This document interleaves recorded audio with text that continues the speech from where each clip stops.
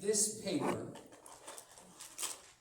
which I call Childless Cat Ladies, Deficient Attacks on the Feminine and Masculine in the 2024 U.S. presidential election, is part of a 7-year project that I've been working on, which started in 2017. I presented a paper called Nationalism and the Politics of Transparency at our conference in New York.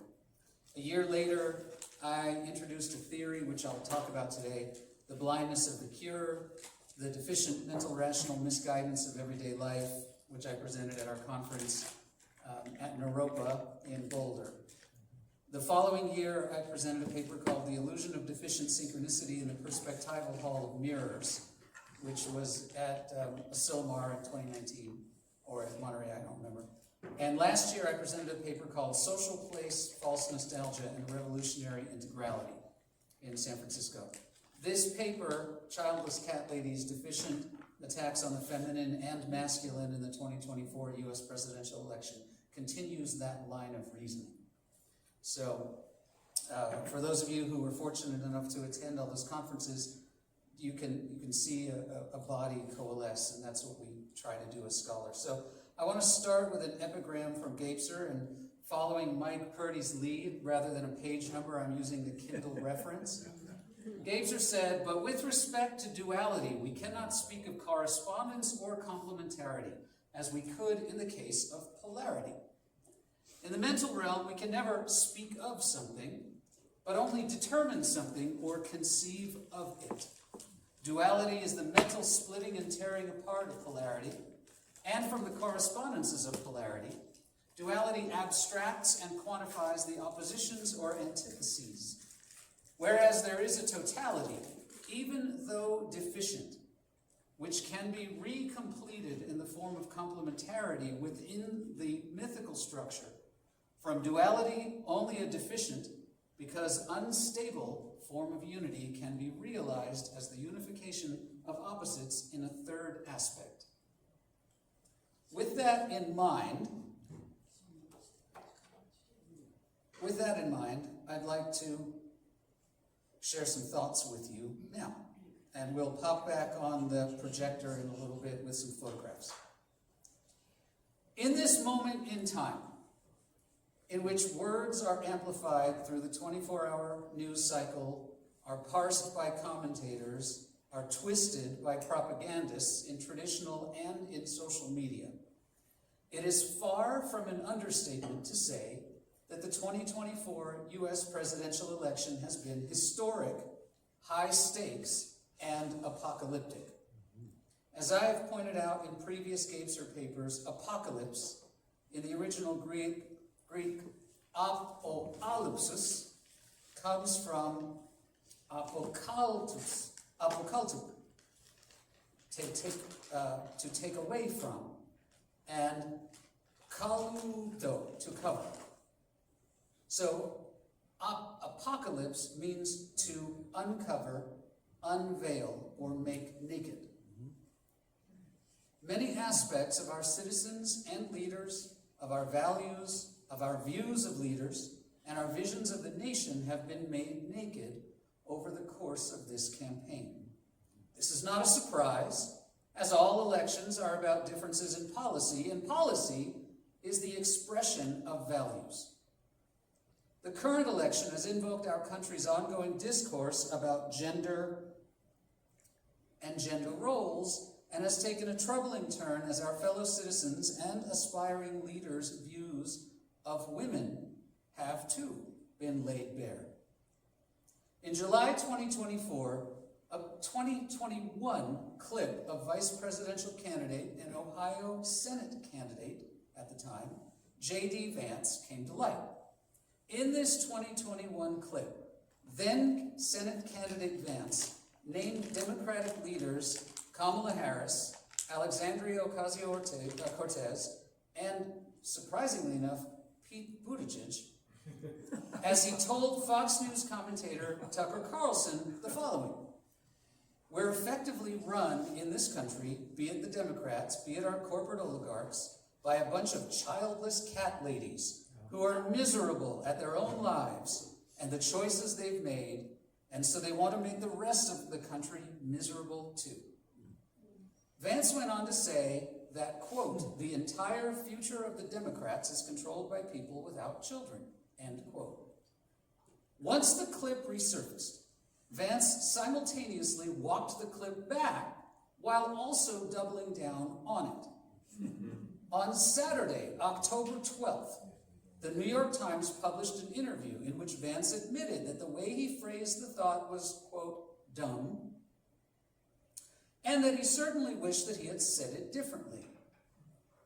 Vance explained that he was not talking about people who could not have children, quote, for medical reasons, for social reasons. We're not talking about folks like that. He explained that the women he had in mind were those who chose not to procreate because of climate change. Those women are described by Vance as, quote, very deranged and, quote, sociopathic. Vance continued, explaining that young men are also making this choice. Why he included Buttigieg, father of twins, since September of 2021 remains clear to Vance, but unclear to most of the rest of us. It has yet to be determined whether the fallout from the childless cat lady comments will constitute the fabled October surprise. But the comments did manage to prompt a great deal of backlash. Many reactions came from those who saw Vance's comments as part of the larger right-wing reactionary effort to restrict women's bodily and economic freedom. Vance has been linked in the discourse to the fictional land of Margaret Atwood's Gilead. So let me just show you, well, I'll go on.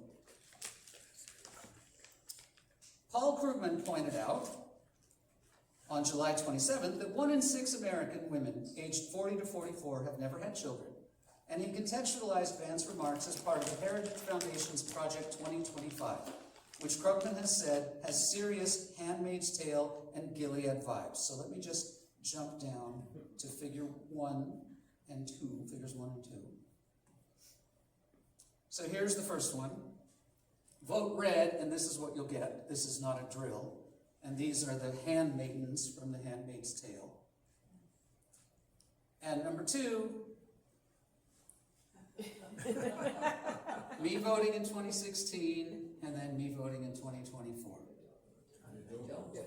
If I don't vote in 2024, yeah. So, going back to Krugman. Singer Taylor Swift, now a billionaire with 283,866,069 Instagram followers. Endorsed, so you're not the only numbers person. Endorsed Kamala Harris on Tuesday, September the 10th, signing her post as a, quote, childless cat lady. Swift was one of many celebrities and non-celebrities who condemned Vance for his comments. So many of the comments, both in the media and in day-to-day life, have been about this reduction of women, Gilead style and Project 2025 style, to have value only as baby-producing machines. Without the baby producing, a woman has no value. This perspective negates not only women's political and reproductive freedom, but preempts women's aspirations, their talents, and their contributions in every other aspect of their lives. Women who are nothing but wombs are not beings with minds. They are embodied in a femininity that excludes everything but motherhood. They have no place as leaders because leadership, in this deficient mythical conception of the world, is a masculine trait and is the province of men. Intelligent women are unnatural. To many, this worldview is reprehensible because of how limiting and how damaging it is to women and to the feminine. Obviously, it is. But it is also damaging to men and to the masculine.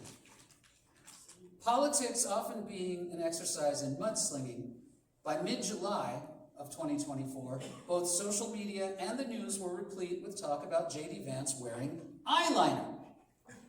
That's right.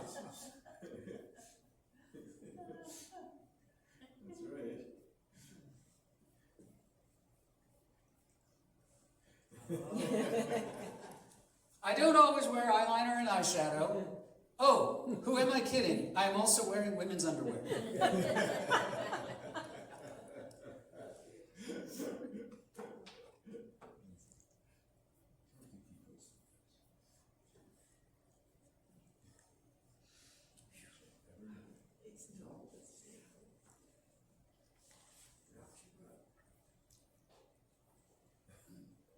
Soon, the story expanded to Vance wearing women's clothes, and even to a bizarre story of him engaging in sexual behavior with a sofa.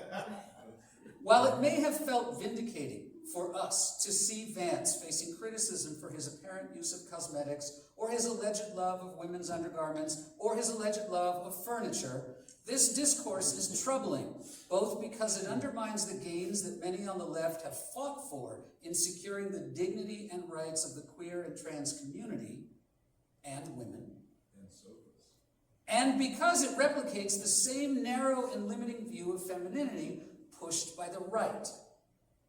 Only this time, it is a narrow and limiting view of masculinity weaponized by the left to score political points against one particular individual. A Gebserian conception of integrality logically extends to gender.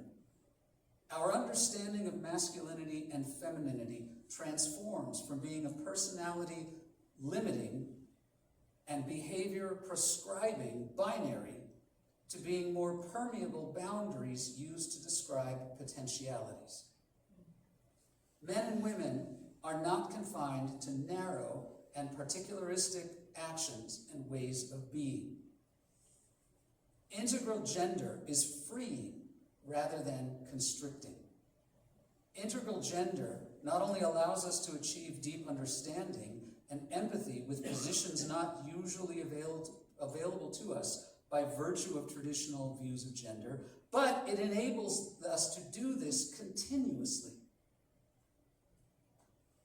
What contemporary thinkers call emotional intelligence may indeed be part of the mutation of integral gender, as emotional intelligence includes behaviors, such as empathy, that were previously stereotypically feminine. Another manifestation of integral gender is the sudden emergence of large numbers of people who identify as non-binary.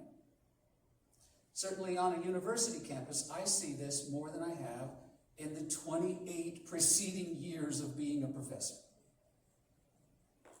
Gebser's rejection of binaries and his both and rather than either or logic can be useful to see this neither as a rise in mental illness, as the right would put it, nor as a signal that it is now safe for the historically constant numbers of non-binary people to come out, as is the typical explanation in left-wing circles. I want to say that again because it's important. Gebser's rejection of binaries and his both and rather than either or logic can be useful to see this neither as a rise in mental illness, as is the typical explanation in right-wing circles, nor as a signal that it is now safe for the historically constant numbers of non-binary people to come out, as is the typical explanation in left-wing circles. The left-wing's answer is more comforting, to be sure, but it is pure speculation and conjecture to impose today's numbers on uncollected historical data. A Gebserian answer is much more likely than both the right answer and the left. Rising numbers of non-binary people are a facet of the integral mutation. But transcending confining conceptions of gender is not the only manifestation of this mutation. Men are engaging in play with visible signifiers of gender, with the trend of using cosmetics and adopting hairstyles associated with women, i.e. the man bun, or the man purse. And yet, mutations are not at once universal, and they can and do result in pushback. The discourse regarding whether J.D. Vance wears eyeliner serves as an example of both the resistance to the mutation and the fact that mutation and resistance to mutation are not necessarily reflective of political conservatism or even of reactionary politics. There is a certain irony to a ticket with neo-fascist tendencies that includes a candidate breaking identification rules of gender rigidity. It is especially puzzling that MAGA followers are silent about J.D. Vance's apparent affinity for eyeliner and his alleged history of cross-dressing. Of course, Vance can be seen compensating or overcompensating for the pushback by finding other ways to double down on traditional masculinity, particularly in the ways he discusses his marriage and his wife. Vance himself originated an attack on Harris in which he described her as a childless cat lady. This label contained two interconnected attacks, both on her specifically as a woman. The childless attack implied that she is inherently a failure as a woman because she did not give birth to a child of her own. There are many problems with this attack, not least of which that she's a stepmother to Doug Emhoff's 2 children. The larger problem, however, is not one of inaccuracy about Harris's family. It is deeply troubling and insulting to many to assert that a woman is less of a woman if she never gave birth. To say so is to invoke that narrow view of what it is to be a woman and what it is to be feminine. The other attack is that she's a cat lady who is at best odd and at worst suffers from some sort of mental illness.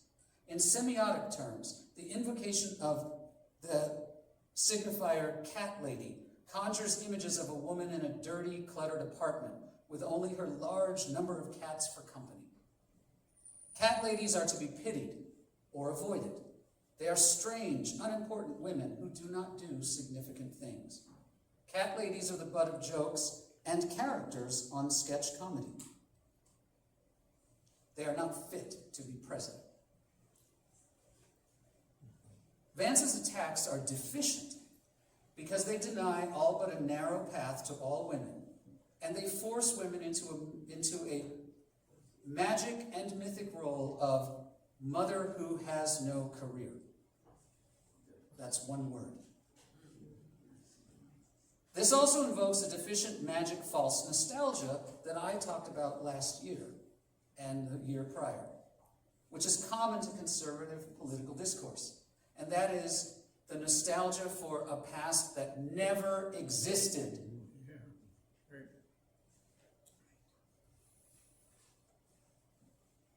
Labeling Harris as a childless cat lady, Vance engages in a political attack that represents and represents a deficient magic and deficient mythic view of women. As explained above, it is politically limiting and seen by many as a direct attack on women's agency, to be sure. But it is also an invocation of deficient mythic in that it prescribes a narrow archetype of what the ideal woman is. She is a birthing mother and a nurturer. If she is not, in any permutation, then she has failed because she does not fit that magical archetype. Such a woman is unsuitable to be president because she is a defective woman. The logic here is cold and it's dangerous. Harris is unsuitable because she fails as a woman, not because we disagree with her policy positions or because we dislike her individual personality. This is deficient myth because it dehumanizes all women, including Kamala Harris, and it denies them the agency to be whomever they choose to be, mother or not mother, birth giver or not birth giver, nurturer or not nurturer, president or not president. Moreover, it's an example of my theory, the blindness of the cure. For those of you who don't know, it goes like this. The blindness of the cure says that given enough time, the successful solution to a problem becomes reframed in a deficient mental-rational way as a problem once the problem that it solved becomes forgotten by monkey brains with short memories. So we have a problem and we find a solution. The solution works. Because the solution works, we forget about the original problem and the solution becomes the problem. Vaccines are a perfect example. And they were the example I used when I presented that paper. And you remember the photographs when certain vaccines came out, people lined up literally for blocks to get the shot. Why? Because they knew how horrible those diseases were. They couldn't wait to get shots for themselves and their children. Now that we have forgotten how horrible those diseases were, now the shots are the problem. Feminism is another example. Harris, as a strong and successful female presidential candidate, is the manifestation of the dreams of so many, of girls and of women, of people of color, including girls and women, of immigrants, including people of color, some of whom are girls and women, of any minoritized community who face or have faced glass ceilings or stone walls. But for those who refuse to remember what Harris and millions like and unlike her had to overcome to get where they are, the Harris candidacy is nothing more than a problem, and that problem must be eliminated. If we include the GOP presidential nominee, whose name I will not mention, if we include the GOP presidential nominee's attacks on Harris as having slept her way to the top, the deficient magical and the old standby virgin whore attack become even more clear. The same nominee who has made this attack on multiple occasions is the same person who claimed to have slept with so many women that his sexual escapades were, in his own words, my Vietnam. This is ironic, given that this person, an athlete through college, dodged the draft on the phony claim of bone spurs. It's comical, and it's ironic, but it is also dangerous, because it reflects yet another attack on both the masculine and the feminine. A man is expected to have what Gen Z refers to as a high body count. It reflects his magic masculinity. A woman is expected not to. We ignore the question of with whom these men are expected to have all this sex if the women are expected to remain virgins until marriage. As absurd as this is, it's also an attack on both the masculine and the feminine. The masculine is twisted into a deficient magical beast, driven by urges of sex and violence that we not only excuse, but celebrate as the essence of masculinity. The feminine is punished for having the same urges. Neither are permitted to simply be. Both are forced into a nostalgia that, again, never existed. The either-or is inescapable, and the life is less than fully realized. More than that, attacks on the feminine are attacks on the masculine, and vice versa. Gebser told us that magic is one-dimensional. Reducing men to masculinity and women to femininity is one-dimensional. The polarities of male-female or masculine-feminine are expressions of mythical consciousness, according to Gebser. And you can find this on your Kindle at location 2974. Copyright Michael Purdy, 2024. Asserting that polarity, especially in ways that restrict or confine our lived experience, diminishes our humanity, as deficient myth limits all of our potentialities and potentials. Moreover, attacks on the feminine are attacks on the masculine, as we are not either masculine or feminine. As the integral manifests, we must grok this. We are both masculine and feminine. As Article 5 of the NATO Charter says, and I paraphrase, an attack on one of us is an attack on all of us. As we are both masculine and feminine, attacking either masculine or feminine attacks and degrades us as human. And I close with another quote from Gebser. The process is also reflected in the reality of our objective world. The duality which destroyed polarity is compelled to bring forth the tertium just to assure its dualistic continuity. Thank you.